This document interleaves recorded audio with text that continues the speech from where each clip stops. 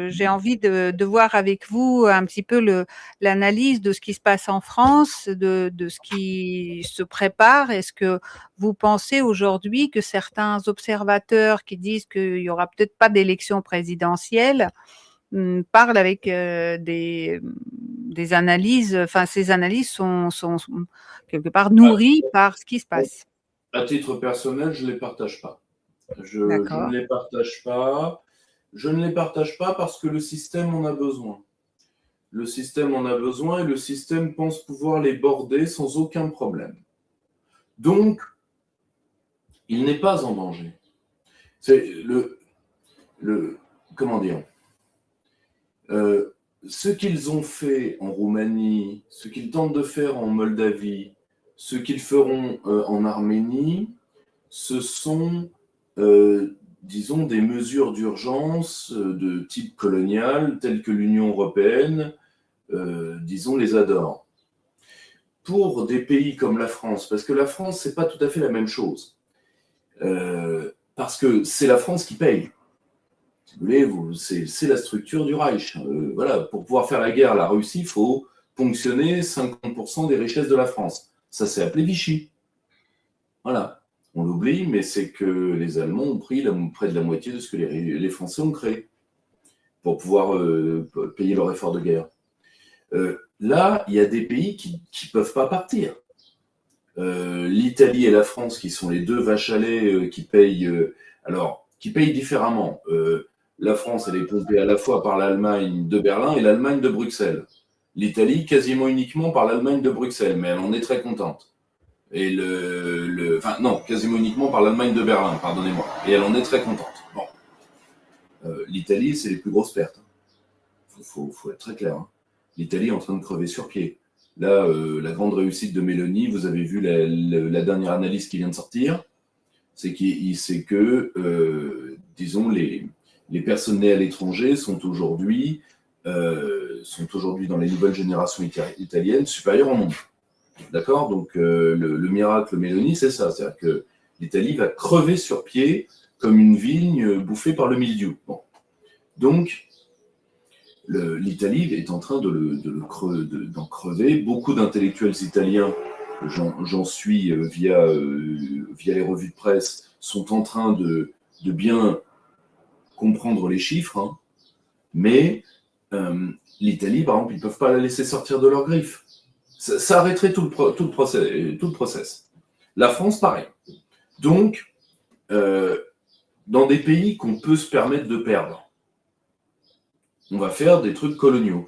L'Arménie, la Roumanie, si vous voulez. Même la Grèce, ils ne pouvaient pas la perdre. La Grèce était suffisante pour fragiliser l'euro. Tout simplement parce que l'euro est la monnaie malade du monde. Enfin, d'ailleurs, est une non-monnaie malade. C'est un circuit de monnaie malade. Bon, très bien.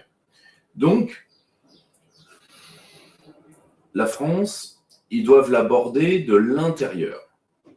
Ils ont déjà fait un coup en France. Rappelez-vous, c'était l'annulation d'un référendum par le Congrès. C'est les manières de junte algérienne, ça.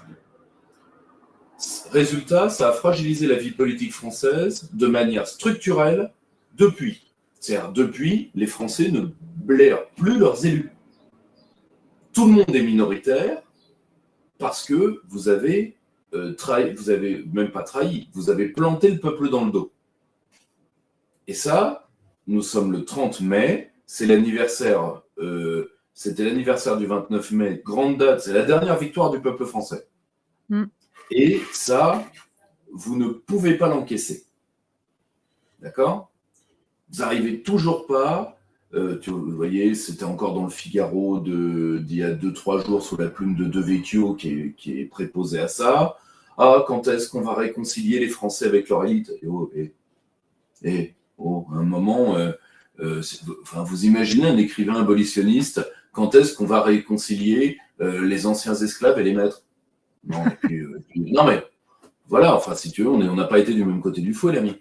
Donc, donnez-le nous pour égaliser et puis on verra.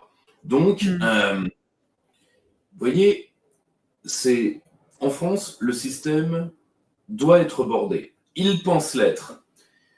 Et c'est là où il y a une nouveauté de 2027. C'est qu'autant ils pensent l'être, autant ils jouent chacun leur jeu individuel, parce qu'ils pensent que le système est trop solide.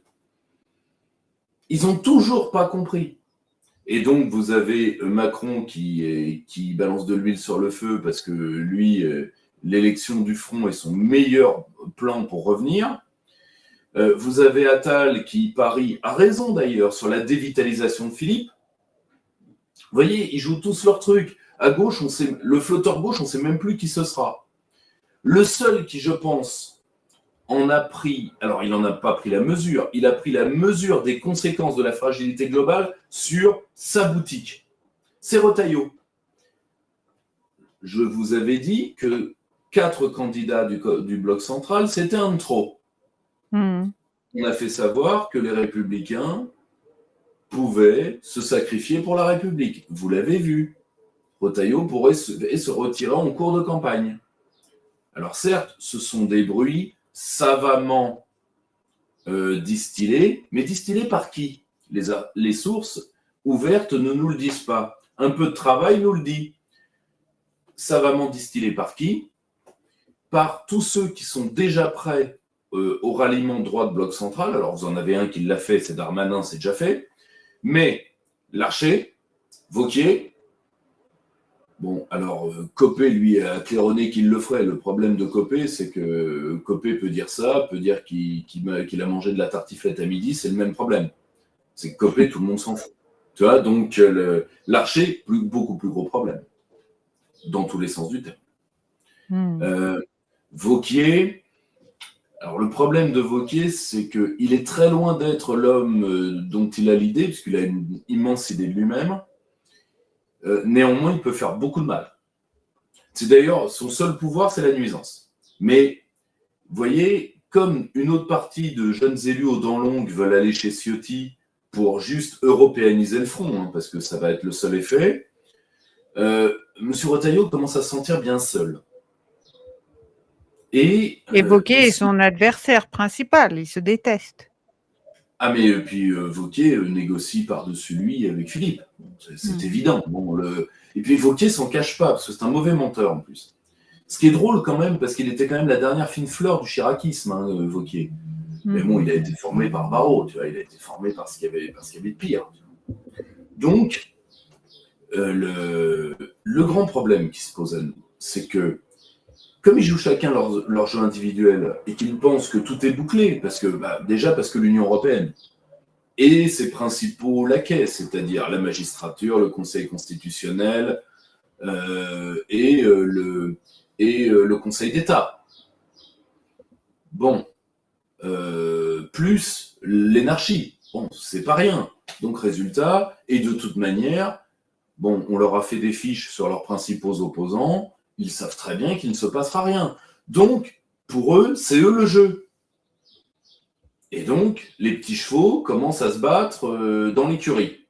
Parce que là encore, on n'est que dans l'écurie. Attendez septembre. D'accord ? Bon, donc, et c'est là où le système peut déraper. C'est là où le système peut déraper. Parce que Emmanuel Macron a fait une dissolution quasiment alchimique de la vie politique française. Ça se voit à gauche. À gauche, là, le problème, ça va être de désigner le crétin qui va risquer de se faire pulvériser par Mélenchon. D'accord ? Et qui ne sera qu'un candidat de transition pour la reprise en main de la gauche par l'axe libéral, enfin euro-atlantiste, une fois que la campagne sera finie. Parce que soit Mélenchon... le problème, c'est que celui qui ira en face de Mélenchon aura du mal à tenir dans l'après. Et c'est pour ça que, vous voyez, Glucksmann, pour l'instant, ça ne prend pas. C'est peut-être d'ailleurs un cadeau qui lui est fait, au point que Hollande y croit.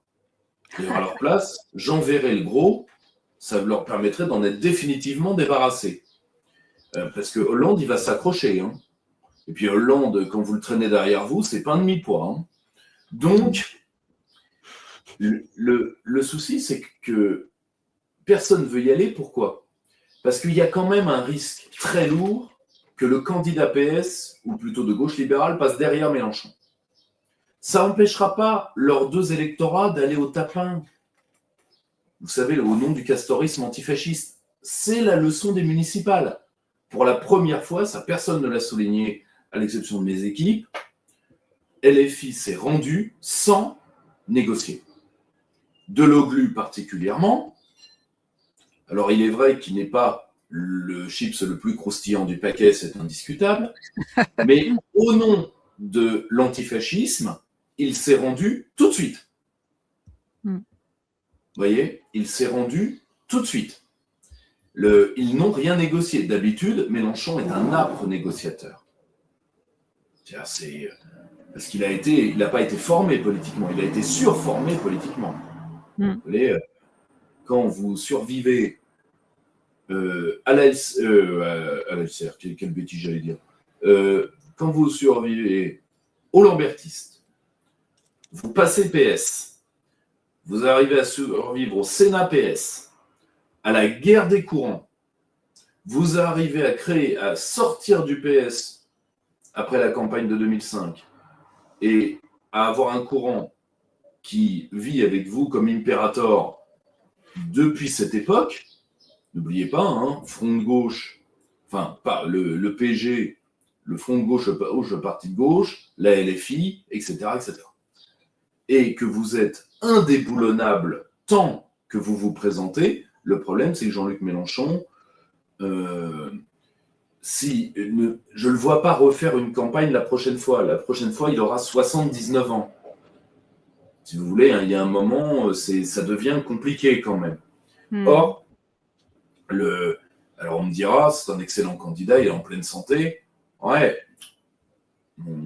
je suis fils de gériatre. Je sais ce que c'est la différence entre 75 et 80. D'accord. À un moment, on n'est jamais que des humains. Or, le problème, c'est qu'une fois que lui sera parti, la guerre sera... Mélenchon est obsédé par sa succession. Le problème, c'est qu'il n'a pas eu de chance. C'est pas du tout un mec d'extrême droite qui flingue ses lieutenants pour pas avoir de successeur. Ouais. Pas du tout. Lui, il en prend grand soin, mais Delapierre a une tumeur au cerveau, Quatennens a été piégé par les gauchistes, Corbière n'a pas supporté l'ego est trop grand de Bompard. Reste Bompard. Bompard peut très difficilement lui succéder. Enfin, Bompard est un mec intellectuellement. Et Panot. Non, faut pas déconner quand même. Là, si vous voulez, là, c'est de la cruauté. Non. Le meilleur qu'ils aient aujourd'hui, de très loin, c'est Giraud.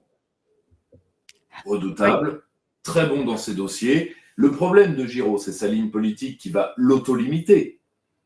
Parce qu'il fait une ligne politique, disons, palestino-décoloniale. Bon, c'est très bien.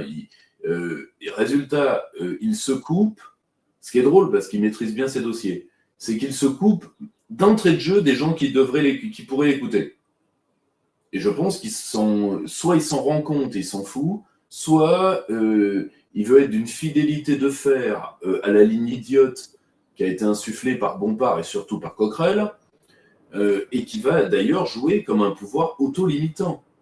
Parce que là, aujourd'hui, le pari de la LFI, c'est notre ligne nous bloque, mais on a un candidat exceptionnel. Le candidat exceptionnel va arriver au premier tour à faire en sorte que la ligne ne nous bloque pas et va peut-être transcender le second grâce à l'antifascisme vu qu'on sera face à Bardella. Ça ne marchera pas comme ça.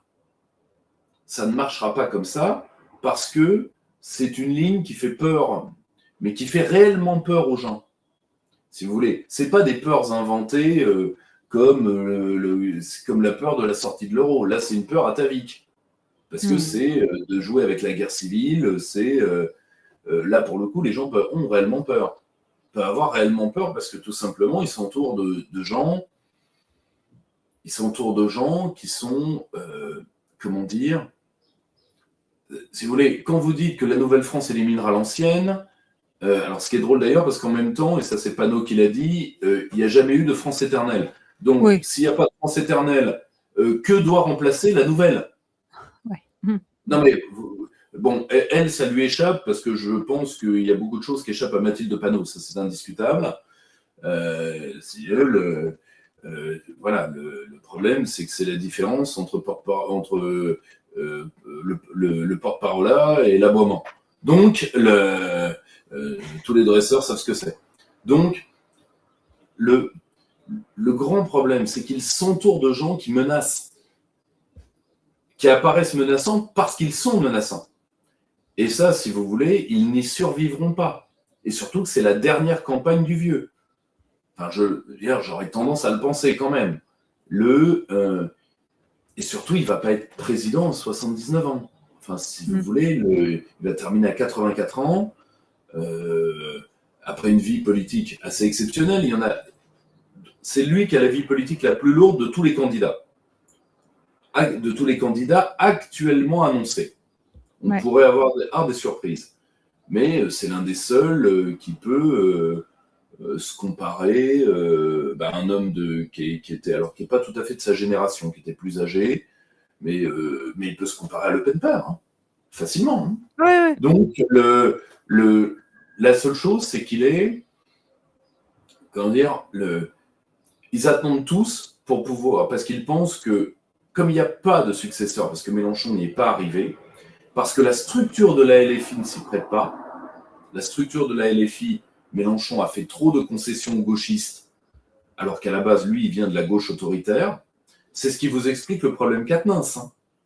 Quatennens, les gauchistes, moi j'avais annoncé près d'un an avant que les gauchistes allaient le flinguer, Quatennens. Et j'imaginais bien une histoire sordide de ce type-là, qui d'ailleurs a été largement montée en neige, peu importe. Or, le problème, c'est que Mélenchon s'est séparé de ses fidèles en se séparant des souverainistes. C'est-à-dire que quand vous virez les souverainistes, vous virez les mecs les plus loyaux, les plus droits et les meilleurs techniquement. C'est arrivé à Marine, c'est arrivé à Mélenchon. Et donc, vous prenez... Non, mais ça arrive à tout le monde. Et donc, vous prenez... résultat, vous n'avez personne pour vous défendre dans vos affaires, parce que vous n'avez que des mecs qui ont les mains aussi sales que les vôtres, déjà, premièrement. Et deuxièmement, vous n'avez plus que des clampins. Et d'ailleurs, ça se voit, la montée de panneaux est liée à la chute de mecs comme Kuzmanovic. Hein. Oui. C'est pas le même niveau. Hein. Donc, et le problème, c'est qu'aujourd'hui, Mélenchon se retrouve bien seul, face à tout un appareil qui ne va rêver, une fois lui affaibli, que de retourner dans le giron de la gauche libérale, ce qui est le rôle historique des décoloniaux, du NPA et de tout ça. Donc, vous voyez, c'est pour ça que le flotteur gauche, on ne l'a pas encore. Parce que là, on a besoin d'un fusible à gauche, juste le temps d'éteindre Mélenchon, et ensuite, on va reprendre tout ce joli monde. C'est pour ça que le système apparaît. Chacun joue son petit truc. Parce qu'ils pensent que de toute façon, dans tous les cas de figure, c'est eux qui gagnent. Il n'y a qu'un seul cas problématique, c'est si Bardella, Mélenchon, quel que soit le vainqueur, purgeaient le système aux législatives. Ça ne les empêcherait pas. Ils régneraient dans l'opposition, à travers la haute administration et à travers Bruxelles de toute façon, vu que Bardella ne va rien y faire. Mais le problème, c'est que ça emporterait une période de quand même quelques mois de flottement où le système deviendrait un nid de petits scorpions, ce qu'il est déjà, mais qui serait autorisé à se sauter à la gueule. Pourquoi ? Parce qu'il y aura moins de place. Et n'oubliez pas que d'abord, ces gens raisonnent en termes de ma place, mon pognon, ma retraite. Et donc, quand il y aura moins de place, ils vont s'entre-dévorer. Il y a déjà plus de pognon, alors donc c'est aussi... C'est comme pour Zelensky. Non, ça c'est pas vrai, ça. Ça, c'est pas vrai. C'est pas vrai. Ça, si vous voulez, c'est le problème de la dette de la Banque centrale, etc. C'est vrai pour vous et moi. Mais c'est pas vrai pour eux. Jamais. Non, mais jamais. Non. C'est comme pour Zelensky. Il y a toujours du pognon pour Zelensky. Après, où va le pognon ? La police le dira. Mais donc, non. Il y a toujours du pognon. Non. Pour eux, toujours. Pour Zelensky, toujours. Pour Bruxelles, toujours. Pour vous, pour le paysan de la Creuse, oui, d'accord. Mais si vous voulez, voilà quoi. Si vous voulez, je les comprends d'un côté parce que dans l'entourage de Macron, les gens s'étonnent. Pourquoi les Français veulent-ils avoir des droits en France ? Drôle d'idée. Non mais, drôle d'idée, quoi. Déjà, tout le monde sait qu'un pays, c'est un hôtel, disait un célèbre représentant prêt-à-porter, M. Attali. Et donc, pourquoi vous voulez des droits dans votre pays? À quoi ça sert? De toute façon, Bruxelles vous interdit la préférence nationale. Donc, pourquoi vous aurez plus de droits dans votre pays que les touristes ou que les immigrés? Ça n'existe déjà. Donc, vous voyez, vous avez un ou deux droits subsidiaires comme les élections nationales, mais les élections nationales, de toute façon, pour le sens qu'elles ont. Donc, vous voyez le problème. C'est il y aura, pour eux, tout va être business as usual. Et c'est pour ça qu'ils tirent la corde à Ue et à Dia. Ils ne se rendent pas compte que la corde n'est pas en si bon état que ça. Et que nous sommes totalement tributaires, ce qui est normal. Nous sommes non souverains, donc nous sommes une feuille, sur un lac. Donc, si vous voulez, c'est plus la feuille qui bouge quand elle est sur l'eau. C'est l'eau qui bouge et qu'emporte la feuille. Donc, nous suivons nous avons une ambition de feuille morte. Nous suivons le mouvement. D'accord? Et nous pouvons prendre en pleine figure. Et nous allons prendre en pleine figure au moins une crise extérieure majeure qui va être les dividendes énergétiques du problème israélo-américano-iranien. Ça, c'est déjà acté. Est-ce qu'on va le prendre pendant l'été, à la fin de l'été, à la rentrée de septembre? Si vous voulez, très difficile à dire. Ça va dépendre du devenir du conflit. Mais par contre, ça, ils n'y sont pas prêts. Ils ne peuvent pas y réagir parce qu'ils ont détruit les instruments. Et ça pourrait leur faire du mal. On ne sait jamais. C'est pas parti parce que tant qu'on donnera du pognon, il y aura des Ukrainiens pour mourir. Mais une fin brutale de la guerre en Ukraine va tout de suite demander l'ouverture du problème pour les Européens, qui va être le problème qui va payer les dettes. Vous voyez, on est tributaire de tas de trucs. Tu vois, on est tributaire de tas de trucs qui vont avoir lieu avant l'élection. Je rappelle que nous avons des élections de mi-mandat en novembre. Si ces élections de mi-mandat voient le retour de l'atlantisme traditionnel, germano-américain, donc avec, au département d'État, des gens qui seront moins anglophiles et moins francophiles, on n'en a pas profité. Donc c'est notre faute. Mais qui vont retourner à l'européisme traditionnel du département d'État. Ça ne fait pas la même campagne. Parce que là, pour le coup, l'Europe défense, toutes ces conneries, ça va s'évaporer tout de suite.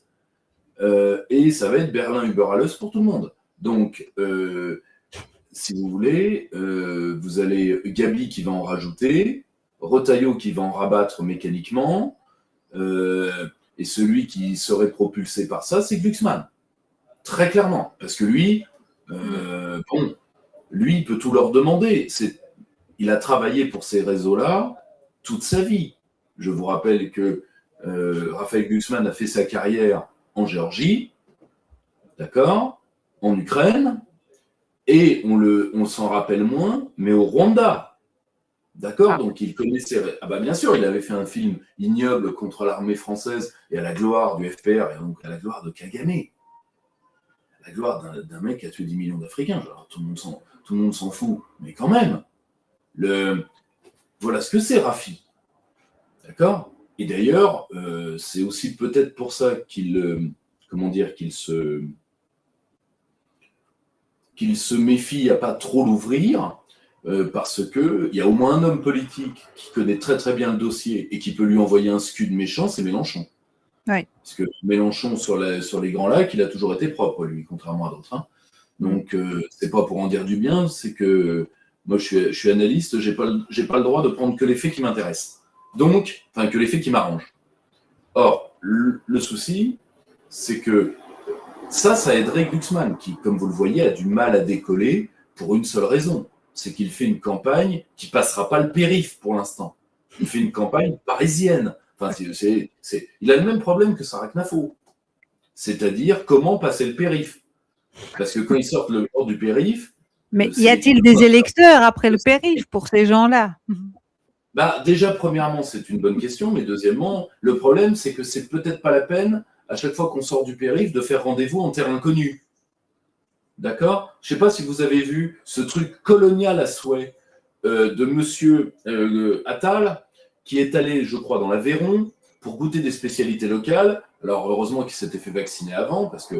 Et Marianne, extatique, puisque monsieur Frédéric Tadei n'en peut plus de servir. Bon, il faut dire qu'on est payé par Krasinski, on peut se permettre.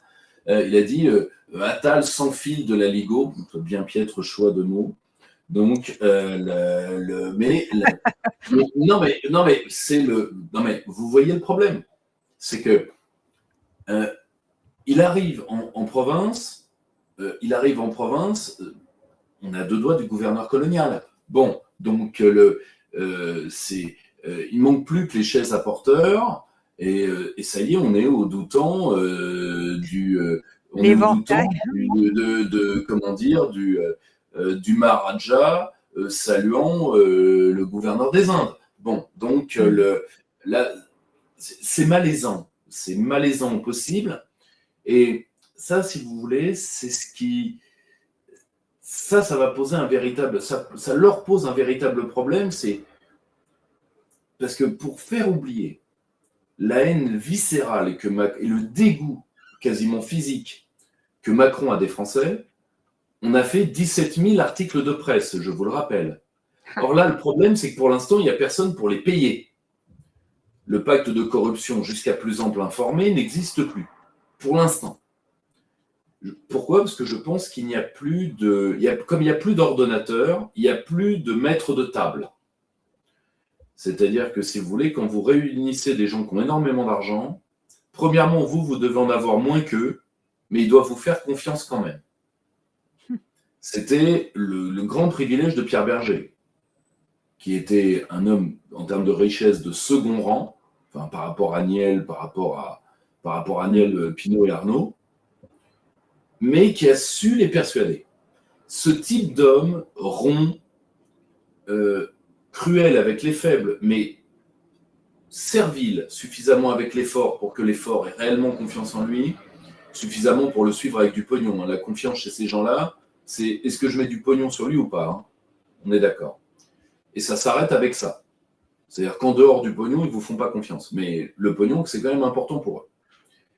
Pour l'instant, il n'y a pas de maître de table.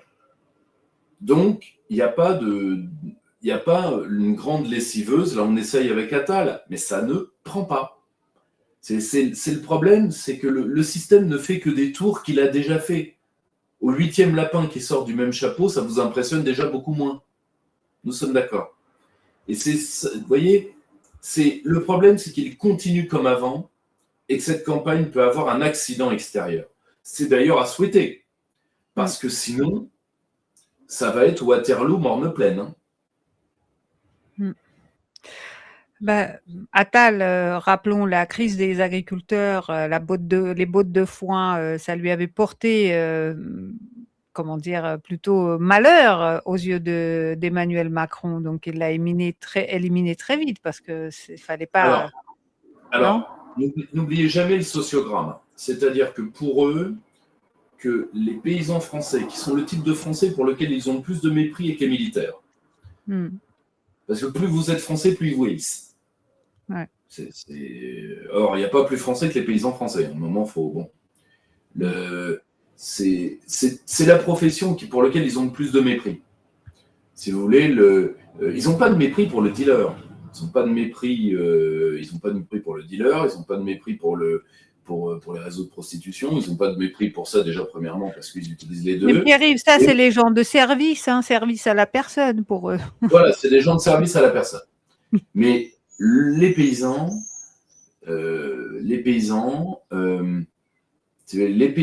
les militaires, les ouvriers, c'est vraiment, là, il y a un problème qui est quasiment de franchissement de barrière d'espèces. Vous voyez ce que je veux dire? Pour eux, et ils ont d'ailleurs un exemple parmi les moins reluisants qui est M. Jacob, pour eux, un paysan, c'est plutôt un préposé de l'agro-industrie, c'est-à-dire le patron de la FNSEA, qui n'est pas paysan, enfin, à un moment, il faut... voilà, moi j'ai un village de 127 habitants, un paysan, je sais ce que c'est. Tous mes copains d'école ont repris les fermes, donc une bonne partie, donc je vois ce que c'est un vrai paysan.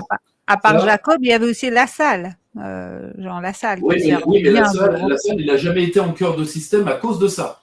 Ouais. Et puis en plus, pour eux, le mec qui fait une grève de la faim pour sauver ses ouvriers, berger en plus.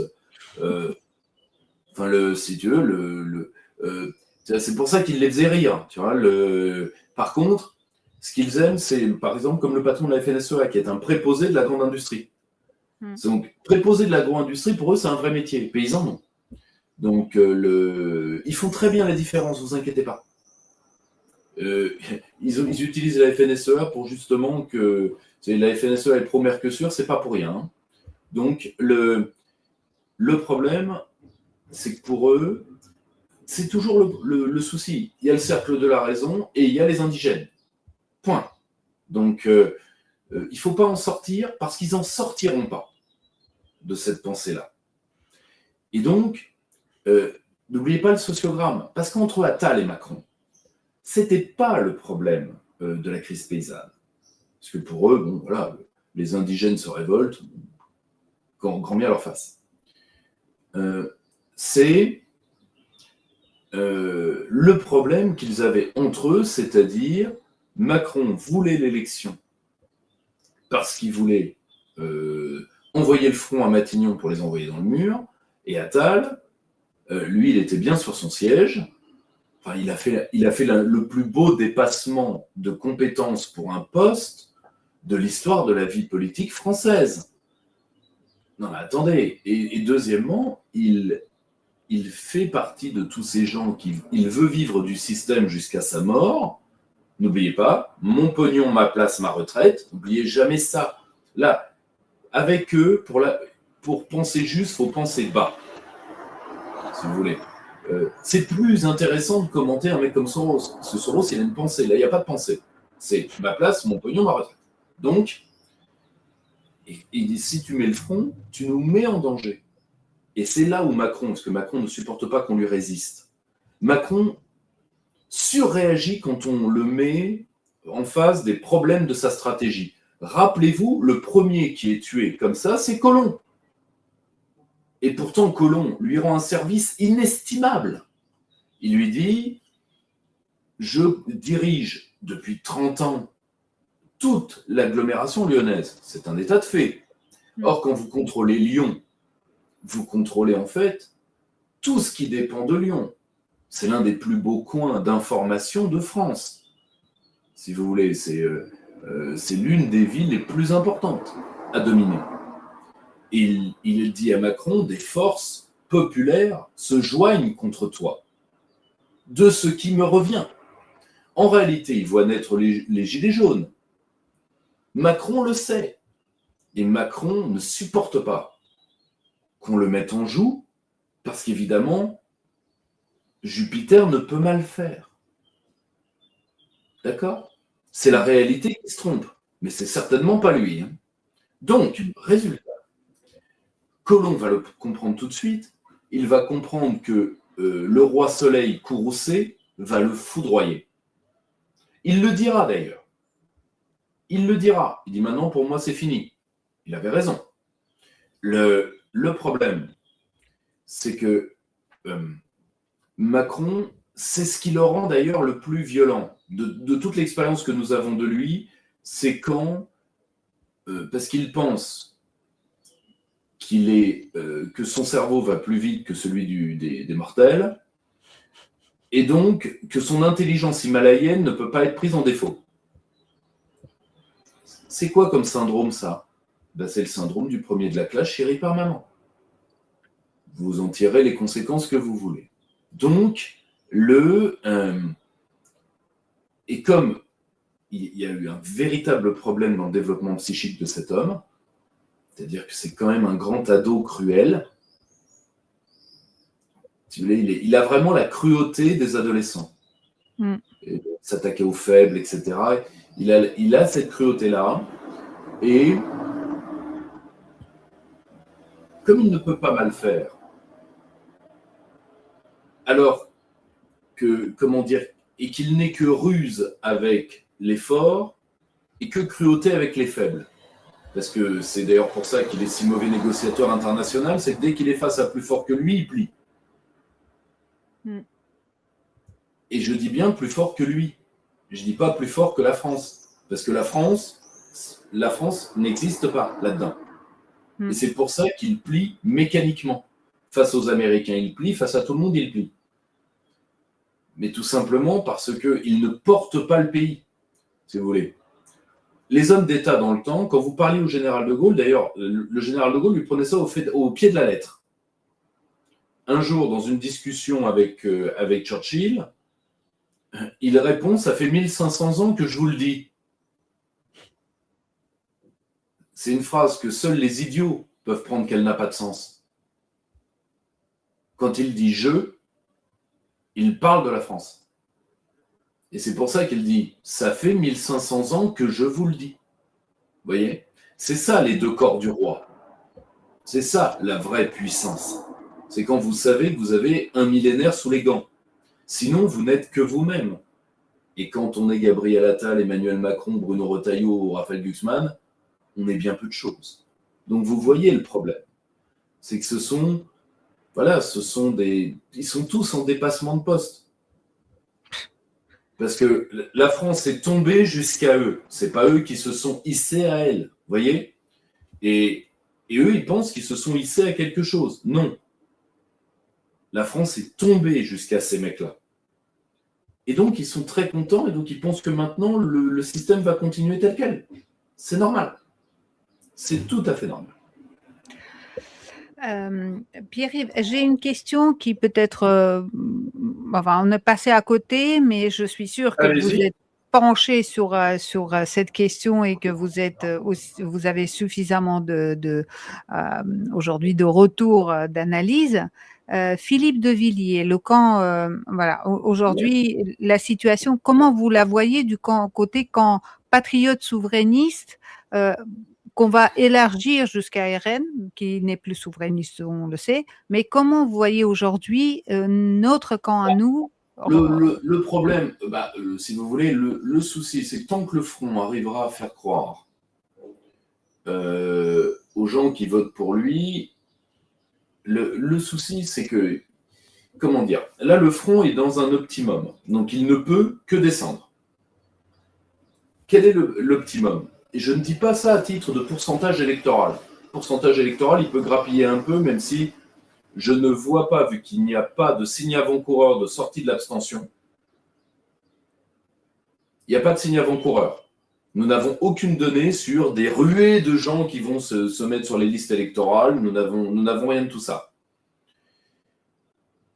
Je pense que sans sortie de l'abstention, il n'y a pas de victoire du Front possible parce que c'est la dernière élection où les boomers vont être l'armée de réserve. Ils le seront toujours dans les années à venir, mais ils le seront en portions plus congrues. D'accord ? C'est un pur phénomène mathématique, vous voyez ? C'est là aussi que je voulais vous poser la question. Vous parliez d'Italie tout à l'heure en disant la proportion, etc. Sachant qu'en Italie, ils peuvent faire les statistiques ethniques. Nous, on ne peut pas. On ne sait même pas ce qu'il en est ethniquement aujourd'hui, la carte électorale. Alors attention, confondons pas de problème. Là, je vous parle de la démographie autochtone des générations âgées qui protègent le système parce que c'est eux le gros bataillon. Pour l'instant, je sais que ça embête beaucoup de gens à droite, à l'extrême droite. Pour l'instant, il n'y a pas de signe de sortie de l'abstention des électorats issus de l'immigration. Or, leur tout premier comportement électoral, c'est l'abstention. Tout à fait. Bon. Ensuite, ils votent plus à gauche. nous sommes d'accord, à l'exception de certaines minorités plus droitières, auxquelles d'ailleurs nous ne parlons jamais. Si vous voulez, voilà, les chrétiens d'Orient et tout ça, ouais. Non, les Asiatiques surtout, parce que bah oui, en plus. Ouais. Parce que ceux qui s'assimilent beaucoup plus que les autres et beaucoup plus que les autres Européens, c'est les minorités asiatiques. C'est les plus droitières en plus, particulièrement la communauté chinoise. C'est plus nuancé politiquement pour les peuples de l'ancienne Indochine, etc. Mais particulièrement la minorité chinoise, qui est quand même la plus lourde en nombre, elle a un rapport très droitier aux choses et aux êtres. Ça, si tu veux, il n'y a même pas besoin, comme moi, de vivre dedans. Hein. Politiquement, le problème, c'est que ils attendent de nous, en tout cas, les assimilés attendent de nous un discours sur la préséance. C'est-à-dire que nous, on ne supporte pas de voir la France tomber, mais on a besoin que vous, Français de souche, vous vous releviez parce que c'est à vous quand même d'être en avant par rapport à nous. Et déjà, je trouve qu'ils font énormément. Pour voir pour voir les marques d'allégeance qui sont faites, je suis impressionné du courage de ces gens, parce qu'ils n'ont rien à gagner. Or, le problème, c'est que les autres immigrés, on leur propose du clientélisme dans un cas, de la haine ethnique dans l'autre, de clientélisme et de la haine ethnique dans un cas, et dans l'autre, on leur propose juste rien. On n'a aucun discours pour eux, et il faut être honnête, alors que tout peut s'expliquer. Mais comme on n'est plus du tout souverain, on est obligé de faire des surenchères identitaires de tous les côtés pour faire de la clientèle électorale des deux côtés. C'est-à-dire, en fait, c'est la généralisation du modèle SOS racisme. C'est-à-dire que vous avez le SOS racisme pour les immigrés et le SOS racisme pour les blancs. C'est-à-dire la politique des grands frères qui vont vendre les leurs. Je vais vous donner un truc parce qu'il y a eu un dossier dans une presse, certes, une presse de caniveau, mais il y a eu un dossier il n'y a pas longtemps sur la remigration. Et d'un seul coup, vous vous rendez compte d'un truc. En réalité, la remigration, c'est une vieille idée. Mais du temps où des nationalistes tenaient le Front National, ça s'appelait l'inversion des flux migratoires. Oui, on se rappelle. Ça, si vous voulez, mais ça, c'est un vocabulaire qui ne fait peur à personne. Parce que vous vous attaquez à l'immigration. Vous ne vous attaquez pas à l'immigré. La remigration, pour 80% des gens qui... Je ne parle pas des souverainistes qui ont travaillé dessus, je ne parle pas des gens comme Laurent Ozon qui ont travaillé dessus, je parle des gens qui fantasment dessus et qui n'ont jamais travaillé dessus, mais qui en parlent à longueur de journée. Bon, pour eux, et d'ailleurs il suffit de les connaître personnellement, pour eux c'est juste un fantasme de déportation. Et c'est comme ça que c'est pris, et à raison d'ailleurs. Et donc, là, vous entrez, c'est l'un des seuls trucs d'ailleurs qui pourrait faire sortir les gens de l'abstention, c'est que là, pour le coup, vous les menacez directement. Or, et c'est normal, parce que vous êtes obligé de compenser par le fantasme ce que vous ne ferez plus dans le réel. Des deux côtés. C'est pour ça que Mélenchon fait la Nouvelle-France, et c'est pour ça qu'on fait les marioles qu'on fait les marioles de l'autre côté sur la Grande Europe. C'est que, comme la France, dans les deux cas, n'existe plus, vu qu'elle ne reprend pas les moyens de son destin, on survend comme un vendeur de cravates sur un champ de course, on survend des rêves identitaires que personne ne fera. Et le pire, c'est que qui ne servent, là encore, qu'à ma retraite, ma place, mon pognon. Tout ça ne sert, si vous voulez, tout ça ne sert juste qu'à donner accès à la caisse à des gens qui pensent qu'ils ne l'ont pas assez. C'est tout. Et ça c'est... Vous voyez, ça, c'est à double battant. C'est-à-dire que comme le système le sait, le cœur du système le sait. Le cœur du système le sait. La preuve, là, par exemple, non content du ridicule, toute la presse française s'est attaquée au Brexit pour l'anniversaire. À commencer par le « je suis partout » des classes supérieures, qui est le point. Et donc, vous en arrivez à dire le Brexit est tellement un échec que Nigel Farage est aux portes du 10 Downing Street. Faut vouloir la sortir, hein, celle-là. Faut vouloir la sortir, d'accord? Surtout d'un pays qui domine la France sur tous les cadrans. Mais tous les cadrans. Or, vous voyez, mais ce qui est important, c'est de taper sur l'envie de liberté. Il ne tape pas sur le reste. Parce que le reste, c'est under control. Le problème, quand je vous dis que c'est à double battant, c'est que oui, le camp central est rassuré. Sauf dans un cas, Mélenchon-Bardella. C'est pour ça qu'ils doivent rester 3. Et qu'il faut donc qu'il y en ait un qui dégage. Le problème, c'est que entre Gabi et Philippe, c'est une course à celui qui va s'effondrer le premier. Qu'à un moment, Retailleau va peut-être être pris pour ce qu'il est, c'est-à-dire la pièce rapportée de trop, parce que Philippe peut très bien jouer la droite et le centre droit, c'est quand même le fils de Juppé. Donc c'est peut-être Retailleau qui est en trop, mais il faut un flotteur gauche quand même. Or, vous voyez, ils sont rassurés, mais en même temps, vu que le système n'a plus d'opposants internes, vu qu'il englobe maintenant jusqu'au front et jusqu'à LFI, le système ne se rend pas compte que son hégémonie fait sa fragilité. Parce que soit le front reste dans son optimum, c'est-à-dire premier opposant, ne fait rien et non élu. Soit il est élu et il s'effondre, soit à un moment, à force d'être lassé, son électorat part. Tu vois ? Et ça peut, ou alors se fractionne si le retour potentiel de Marine Le Pen se passe mal. Parce que tout le monde enterre Marine Le Pen un peu trop rapidement, je trouve. Mais nous verrons ça au mois de juillet. On a encore un mois à attendre pour ça. Mais ça, c'est un vrai problème. C'est que, comment je vais vous dire ça ? C'est que, comme le système est hégémonique, il commet mécaniquement des erreurs parce qu'il ne se sent pas menacé, sauf par l'existence encore des Français. Mais ça, c'est structurel en lui. Et c'est là où il y a peut-être un coup à jouer si les bonnes volontés s'y mettent. Parce que ce n'est pas de gagner la présidentielle qui compte. C'est d'avoir une offre politique structurée pour les Français pour les années à venir, qui va se structurer lors des prochaines européennes, lors des prochaines législatives, etc., etc., etc. C'est là pour le coup, ça dépend pour le coup de nous. D'accord ? Parce que nous savons déjà que si nous allons aux législatives, nous gagnerons le financement public.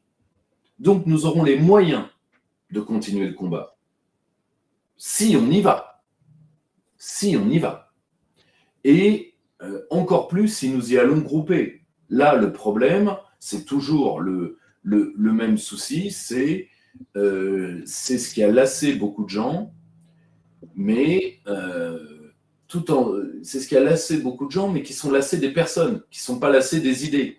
Comme le dit très bien Jérôme Fourquet, qui est quelqu'un avec qui je ne suis pas d'accord sur le projet idéologique du personnage.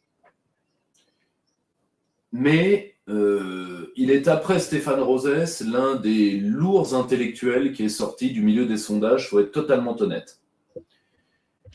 Et il le dit lui-même, que ce soit à Reconquête ou au Front National, le public ne se réconcilie pas avec l'Union européenne, au contraire. Mais il croit dans le Frexit caché parce qu'il pense que les dirigeants des deux formations sont honnêtes. Et c'est normal. Non mais c'est normal, ma chère.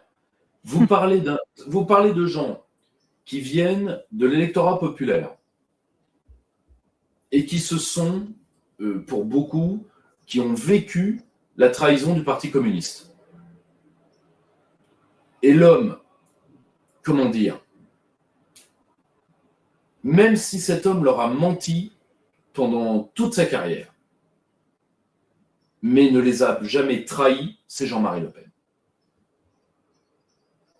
C'est-à-dire que Le Pen, vous ne l'avez jamais vu baisser son pantalon sur ses idées. Jamais. Le problème, c'est que ce n'étaient pas ses vraies idées. À la base, Le Pen a des vraies idées d'extrême droite, il était réellement européiste, réellement ci, réellement ça. Mais pour pouvoir parler au peuple, Jean-Marie Le Pen, ça se fait en 91, change de logiciel. C'est la première scission du Front National. Qui en emportera une deuxième, parce que la première est liée à la seconde. Hein. La première est liée à la seconde, c'est que vous avez des tas de gens qui, eux, appartiennent à la véritable extrême droite, qui n'ont pas supporté justement ce côté populiste de Le Pen, et de l'autre côté, penser que la dynastie Le Pen prenait trop de place. Il y avait encore un problème aussi tout simplement de pognon. C'est ce qui vous explique Maigret. Oui. Or, le problème, c'est que là, ils s'accrochent au front. Parce qu'en plus, c'est eux qui ont sauvé le front. Je vous rappelle que c'est eux qui sauvent le front de Sarkozy. Hein. C'est eux qui n'ont pas lâché Le Pen et qui n'ont pas lâché les Le Pen. Si ils arrivent au pouvoir et qu'ils les trahissent, ce qui à mes yeux est malheureusement évident et déjà acté, vous n'imaginez pas c'est pour ça qu'il faut avoir des structures prêtes pour rassurer notre peuple. Parce que sinon, c'est l'hypothèse de ce que j'appelle l'électorat cachalot. Ah bon ? C'est-à-dire, il va plonger, comme vous le savez, un cachalot peut rester des semaines en plongée. Et donc, on ne sait ni quand, ni où un cachalot va réémerger. Ouais. Et on peut avoir, exactement comme ce qui s'est passé après la trahison de Mitterrand en 83, des gens qui entrent dans un abstentionnisme et dans un antipolitisme structurel. C'est-à-dire, j'en ai plus rien à foutre. J'en ai plus rien à foutre, je vais essayer de me protéger personnellement. C'est déjà la tentation de l'autodéfense dans la société française. Hein. Macron a fait monter ça, parce qu'il a joué la méfiance entre les citoyens. C'est comme ça qu'il a concassé notre vie politique pour en faire un problème alchimique. Il l'a dissoute. Et comment l'a-t-il dissoute? En mettant les groupes sociaux les uns contre les autres. D'où son utilisation de l'insulte au passage. Les gens qui ne sont rien, Gaulois réfractaires, c'est les sans-dents de Hollande. Mis à part que Macron l'a utilisé, c'est Sarkozy qui a créé ce système-là. C'est-à-dire créer le clash pour créer le buzz et rester au centre. Ça, quand vous êtes chef de l'État, donc père de la nation, ça a un effet qui est horrible que n'importe qui a des enfants comprend. C'est-à-dire que vous dressez les frères les uns contre les autres. Ce que les petits mecs font quand ils ont la malchance d'avoir le droit de se reproduire pour pouvoir régner sur leur fils. Vous voyez ? Eh bien, et c'est d'ailleurs, je ne filerai pas plus la métaphore vis-à-vis de Macron, mais il est tout à fait normal que quelqu'un avec sa psychologie et son vécu ne sache pas transmettre. Je mets ça de côté, la vanne est facile.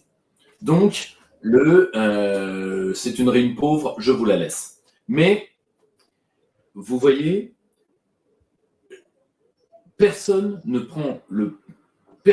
voit la fragilité de la France. Tout le monde pense que la France est un terrain sur lequel on se joue, alors que la France est ce qui doit être protégé du jeu, justement. La France est notre sacré qui doit être protégé du jeu, alors que pour tout le monde, elle est le terrain sur lequel on peut s'essuyer les crampons. Or, personne ne voit la fragilité du pays. Et 2027 peut être le révélateur de toutes nos fragilités. Il suffit d'un événement extérieur. Alors, au passage, les journalistes vont avoir comme mission... Alors, ils ne pourront pas sauver la campagne de Macron. Macron va s'inviter dans la campagne, mais quasiment jusqu'au jour de la passation de pouvoir. Ça, j'en suis persuadé. Mais ils vont essayer de faire une bulle autour de la France pour nous faire oublier que le monde existe. Pour éviter un impact de l'événement extérieur. Coûte que coûte. Principalement si l'événement extérieur ne leur plaît pas. D'accord ? Mais ils vont vouloir éviter que l'événement extérieur abatte un système que même eux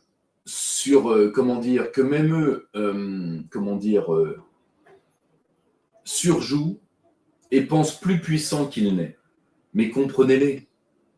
vous avez intérêt à croire fort l'arbre sur lequel vous êtes assise.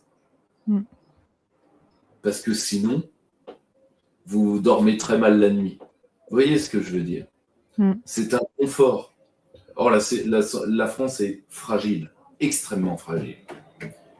Et personne n'en a pris la mesure. Et le peu de gens qui en prennent la mesure, je vais vous donner l'exemple d'un homme pour qui j'ai beaucoup de considération, mais je pense qu'il ne refera pas de politique maintenant. C'est Arnaud Montebourg. Montebourg, lui, prend le pli de la fragilité. La seule chose qu'il n'a pas le courage de l'assumer. Ça, c'est personnel. Mais vous avez des gens qui... Ensuite, il faut un homme qui est, comment dire... Vous savez, les hommes d'État ont une qualité supérieure aux autres. Une seule. Le caractère. Tout le reste, si vous voulez... Prenez le cas des grands internationaux. Qu'est-ce qui fait la force de Xi Jinping? Il est en disgrâce après la bande des quatre, à cause de, son père est en disgrâce et donc lui il naît en disgrâce. Il y a eu des tas de dirigeants du Parti communiste qui sont tombés en disgrâce à ce moment-là. Pourquoi lui plus qu'un autre? Vladimir Poutine est devenu chauffeur de taxi. Mais combien de plus haut gradés que lui au KGB se sont terminés à la vodka de patate? Vous connaissez ça? Pendant les années, la vodka faite à la maison. Se sont terminés à la vodka de patate dans leur salle de bain. Tout simplement parce que, comme disait le général, les grands hommes ne le sont que parce qu'ils l'ont réellement voulu. Donc, le souci, c'est que personne ne veut être grand à partir d'un grand pays comme la France, parce que tout le monde a entériné le fait que la France était morte. Et c'est le problème de cette élection, comme de la précédente d'ailleurs, et c'est pour ça que je pense qu'elle se terminera à peu près de la même manière, sauf si quelqu'un arrive pour retourner la table. Mais c'est quelqu'un qui n'est pas encore annoncé au moment où nous parlons. Ça, c'est tout ce qu'on peut souhaiter. Cher Pierre-Yves, j'ai un souvenir d'un entretien qu'on a eu à Moscou avec quelqu'un qui est une référence en matière de spiritualité, de morale en Russie, Nikita Mikhalkov. Et à un moment, on lui a posé la question, que pensez-vous de l'avenir de la France et pensez-vous qu'il y a encore de l'espoir? Et il nous avait dit une chose assez frappante, lui, russe qu'il est, il nous a dit vous, c'est plus facile encore que la Russie des années 90. Vous n'avez qu'à regarder votre passé pour vous refaire votre avenir et votre présent. Mais on n'avait même pas ça. Donc c'est assez frappant. Alors, c'est très juste. C'est très juste parce qu'en réalité,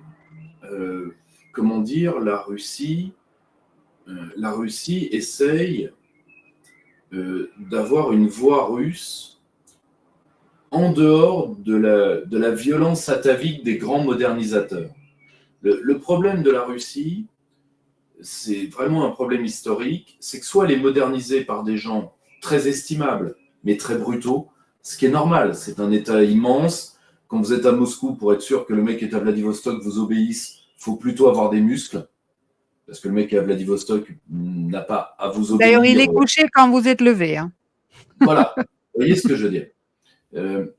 Et ça, c'est très probable. Si vous voulez, ça explique les grandes modernisations autoritaires de la Russie. Ça explique Pierre le Grand, ça explique Catherine II, ça explique les cruelles tsarines. Et ça commence à se gripper totalement, certainement avec Alexandre III. Parce qu'en réalité, Nicolas II hérite d'un tsarisme qui est déjà extrêmement affaibli. Oui. Ensuite, Nicolas II, c'est pas Louis XVI. Louis XVI est un homme des Lumières, très doux, trop doux d'ailleurs. Nicolas II a largement participé à sa chute, lui-même. Nicolas II a fait de terribles erreurs. Louis XVI, il en a fait une, une terrible qui lui a coûté la vie. Mais Nicolas II en a fait plusieurs. Mm. Or, le souci, c'est que la modernisation qui vient après, c'est la NEP, autoritaire. Ensuite, c'est Staline, autoritaire toujours. Et ensuite, la Russie va avoir du mal à se moderniser. Alors, la tentative d'occidentalisation par Yeltsin, là, on n'est plus uniquement dans la brutalité, on est dans la cruauté. Parce que c'est quand même la plus grande saignée de Russes depuis la Seconde Guerre mondiale. Hein. Tout de même. Hein. Enfin, c'est 1 million de morts, la modernisation de la Russie capitaliste. On n'en parle jamais d'ailleurs, on ne mesure jamais. Non, mais ça, si vous voulez, vous inquiétez pas. Vous savez, les Russes, on peut tout leur faire. Et, et de l'autre côté, Poutine, c'est pour ça d'ailleurs qu'il a essayé lors de son premier mandat de tisser les fils de la mémoire russe. Rappelez-vous la querelle du drapeau, la querelle de l'hymne, etc. On a repris l'hymne soviétique, mais on en a changé la cadence, etc. etc. Vous voyez ? Bon. Les paroles, oui. On en a changé les paroles, on a gardé la cadence. Vous voyez, c'est le drapeau, les cérémonies au tout début de son règne. D'ailleurs, le fameux Nikita Mikhalkov, c'est son père qui était le poète du premier hymne du deuxième soviétique et de celui de la Russie qui a composé les... Rappelez-vous les cérémonies du début de l'ère Poutine sur la réconciliation de la mémoire tsariste. Rappelez-vous. Donc, oui, sur... fallait purger ce sujet, hein, c'était nécessaire. Sur la reconnaissance de ce qui est arrivé à Ekaterinbourg, etc. Vous voyez bon. Ouais. Or, le problème, c'est que Poutine, et c'est pour ça qu'il s'est mis au centre de la vie politique russe, essaye une modernisation avec une violence tempérée en Russie. Très tempérée. Très, très tempérée. Et espère que la Russie continuera sur cette...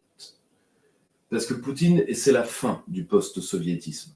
C'est-à-dire que si la transition après Poutine réussit, la Russie sera totalement sortie du XXe siècle. Enfin. La France, nous, l'avantage, c'est que nous avons eu... Nous, le problème, c'est que chez nous, les grands modernisateurs, premièrement, on en a eu plus historiquement, et comme on en a eu plus de manière continue, ça les a poussés à être beaucoup moins brutaux. Vous voyez ? Tout simplement parce que nous, on n'a pas eu de phase longue où on s'est totalement avachi. Figé. Où on s'est totalement figé. Par contre, nous, ça nous pose deux problèmes qui sont quand même moins présents, ou du moins, enfin, qui sont présents, mais qui sont présents différemment en Russie. Nous, le problème, c'est que comme on a besoin de cet élan perpétuel, vous avez des gens qui sont en marge de cet élan et qui trahissent. On a un nombre de traîtres dans l'histoire de France qui est quand même abyssal. Et qui sont abyssales, pourquoi ? À cause de ce que je viens de vous dire. Parce que comme nous avons des gens qui essayent de chercher le bien commun de manière continue et à feu doux, parce qu'ils ne se font pas craindre. On n'est pas assez violent. Ça va être la fin de notre entretien. Je vais vous le terminer sur... j'ai peut-être 2 petites annonces à vous dire quand même. Ah bah justement, ouais. Mais je terminerai par là, mais je vous donne une petite anecdote qui va vous faire rire. Que j'ai eu beaucoup de mal à croire, mais que j'ai fait et vérifié, qui a priori est vrai.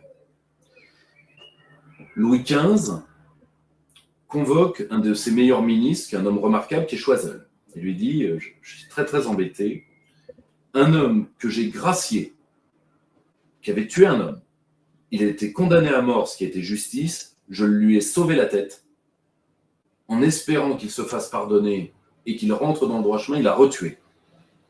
Et Choiseul lui répond, mais non, sire, il n'a tué qu'un seul homme.